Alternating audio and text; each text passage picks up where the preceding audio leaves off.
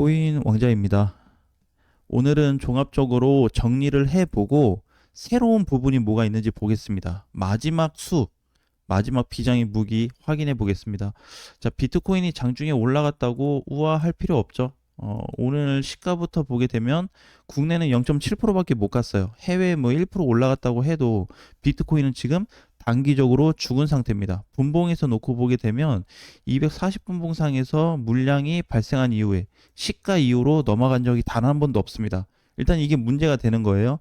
나머지 종가 기준으로 놓고 봤을 때 종가 단기 돌파 형태를 한 번 만들어 주긴 했는데 어떻게 다시 깨지면서 상승 시도를 다시 했지만 여전히 물량이 들어오고 있지 않습니다.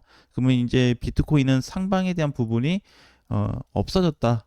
상승 부분에 대해서 소멸이 발생했기 때문에 결론은 뭐예요? 이번에 그 중요한 저항 라인이 돌파돼서 종가로 마감되기 전까지는 당장 비트를 볼 필요 없습니다. 자, 이렇게 이제 팩트를 좀 정의하고요. 이더리움은 어떻게 봐야 되냐면 이더도 지금 조정이 들어갔어요. 일봉상 놓고 봤을 때. 자, 이렇게 보면은 돌파 시점 이후에 돌파 이후 현재까지 박스권입니다. 그러면 이제 돌파가 이제 이날 12일 날 됐으니까 하나, 둘, 셋, 넷, 다. 오늘까지 5일째 조정이거든요. 이거 반등 나와도 아무 의미 없어요. 지금 이더리움한테 중요한 거는 단기 저항 돌파를 해줄 건지 안 해줄 건지가 중요하거든요. 그 사이에 알트코인들이 올라가지고 있잖아요. 그죠? 그래서 첫 번째로 일단 봐야 되는 거는 이더, 두 번째는 중소형 알트코인들을 보셔야 됩니다. 이더리움을 좀 부가 설명을 하자고 그러면 월봉으로 봤을 때 이제 박스 돌파 형태로 이루어지면서 올라가기 때문에 가격을 한번 측정해 봤습니다. 지금부터 이더리움 계속 올라가 준다면 얼마까지 갈 수 있을까? 제가 계산한 부분은 원화 기준입니다. 원화 기준으로 1000만 원을 보고 있습니다. 여기를 살짝 오버할 수 있거든요. 어쨌든 1000 초반으로 보고 있어요. 아직도 이제 올라갈 자리가 많죠. 물론 이제 바로 가줄 거냐, 아니면 눌렸다가 이런 식으로 좀 시간 끌어서 이렇게 천천히 갈 거냐에 대한 부분인데, 어쨌든 1000까지 지금은 올라갈 수 있는 포인트가 많이 나타나고 있습니다.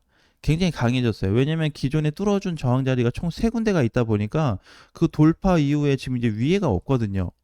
그러니까 이더가 이제 뚫어줘야 될 저항 이런 거는 단순 저항 정도밖에 없어요. 큰 저항이나 매물대는 다 먹었기 때문에 이제 남은 공간 1000만 원에 대해서만 보면 될 것 같습니다.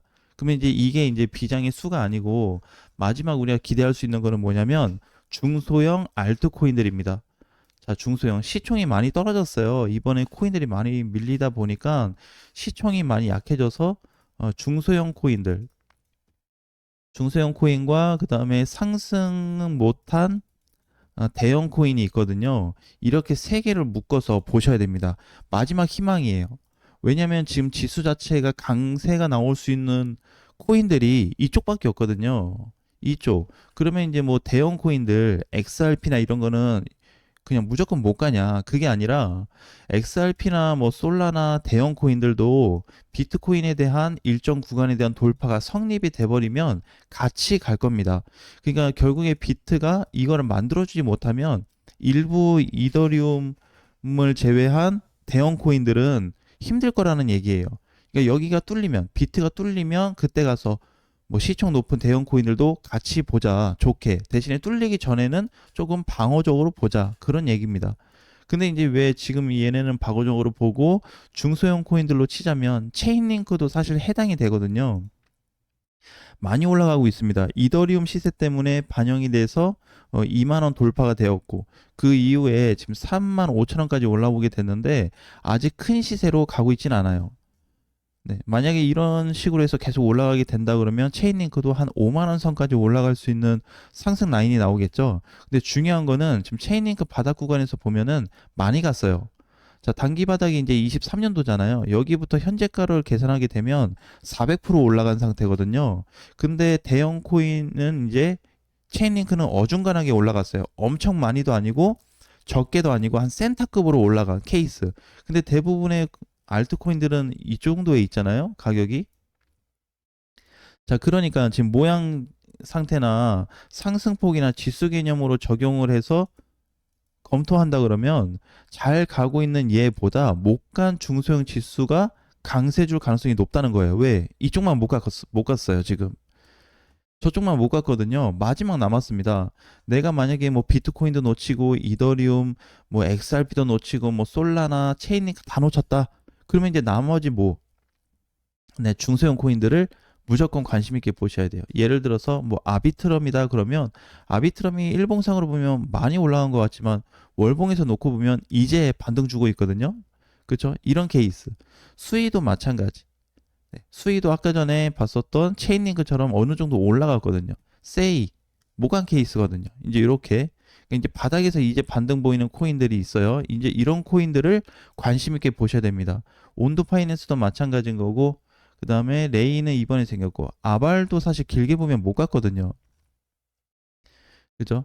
이게 무거운 시총을 가지고 있는 코인들도 불구하고 사실 얘도 많이 빠져서 그러는데 20조 이상이 되었던 코인인데 지금 14조란 말이에요. 그러면 얘는 대형 코인으로 분류가 될 수 있어요.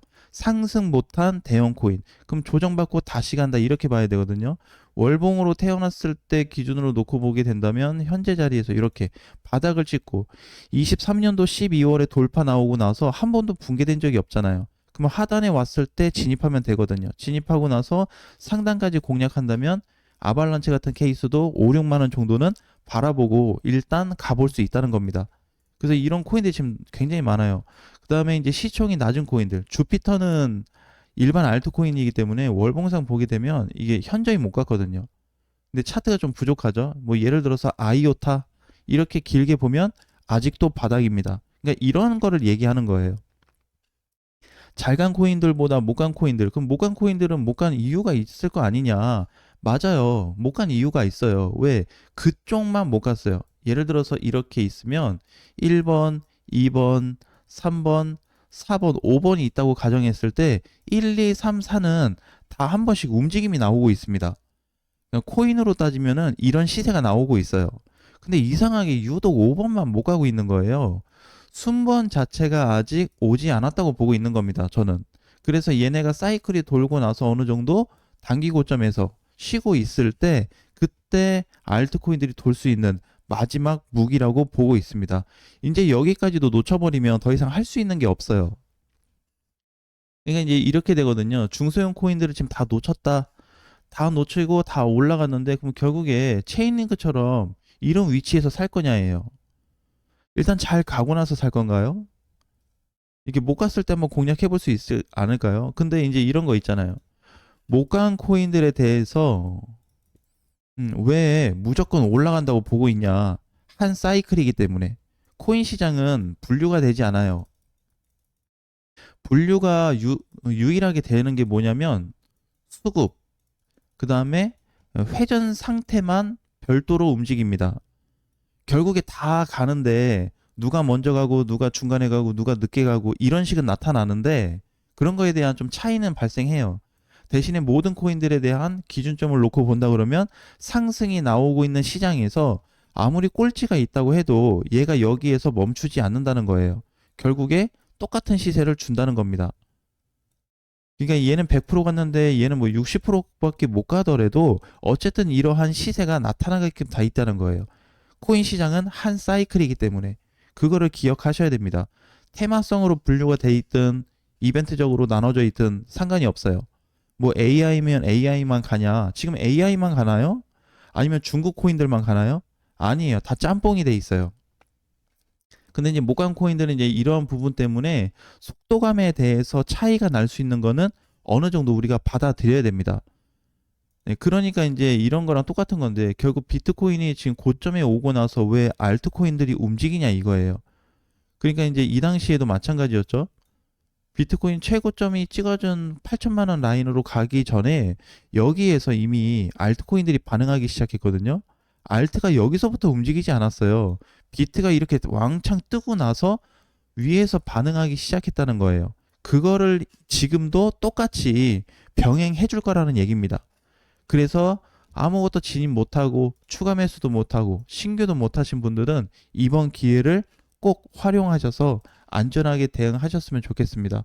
중요한 포인트는 비트도 물론 지금 계속해서 관심 있게 보고 있어요. 대신에 이탈이 발생하거나 미돌파 상태로 3주 이상 유지가 될 경우에 상승 흐름이 끊어질 수 있다는 것만 기억하시면 될 것 같습니다. 3주 기준은 이번 주부터예요. 이번 주, 다음 주, 다다음 주까지 했을 때 그래도 그때까지 비트가 미돌파로 계속 있다. 그럼 상승으로 넘어갈 가능성은 희박해집니다. 시간이 없죠. 결국에 한 달 안에 올라가라는 건데 한 달 안에 오르지 못하면 차트 변형이 이루어지기 때문에 상승 가능성에 대한 부분이 사라지고 이탈이 확장이 될 겁니다. 결국에 떨어진다는 얘기죠. 3주 정도 좀 지켜본 다음에 만약에 3주도 안 됐는데 미리 떨어졌다. 뭐 그러면 이제 깨지는 거고 상승 시도를 좀 해준다. 그러면 3주 안에 좀 기대를 해볼 수 있겠죠. 근데 이도 저도 모르겠다라고 한다면 중소형 코인들을 관심 있게 보셔야 되는 상황으로 꼭 분류해서 보셔야 됩니다. 그래야지 후회가 없을 것 같아요. 다음 시간에 뵙겠습니다.